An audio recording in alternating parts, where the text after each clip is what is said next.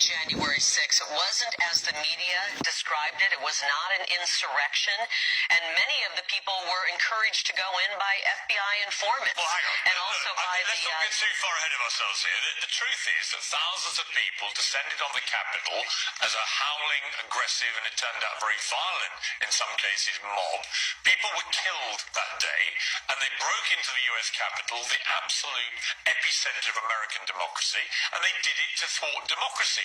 You know what they say about a broken clock, because Piers Morgan made a surprising amount of sense with his interview with Carrie Lake about January 6th. And I just have to say, I love that they juxtaposed her downplaying the violence that happened with the actual videos of January 6th. It just goes so far to prove his point and undermine hers.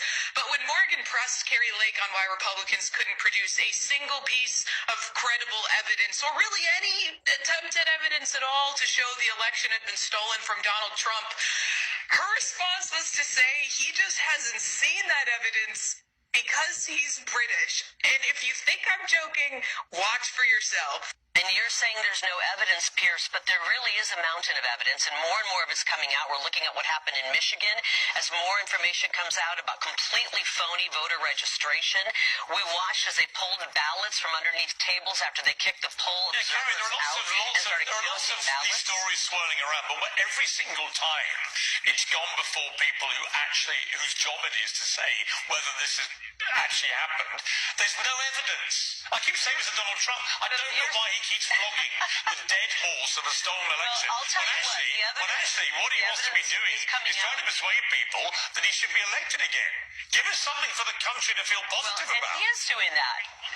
And he is doing that, but the evidence is coming out, and I know it's probably not being played in the UK, but it is coming out. Every day more and more evidence is coming out about how bad 2020 was. The polls are showing that the majority of Americans now believe that the 2020 election was wrought with fraud. And so the polls are changing. People don't... And he's right, because after I watched this, I scoured the internet to find a single poll, even from like a far-right publication, showing that more than half of Americans believe the election was stolen for Donald Trump.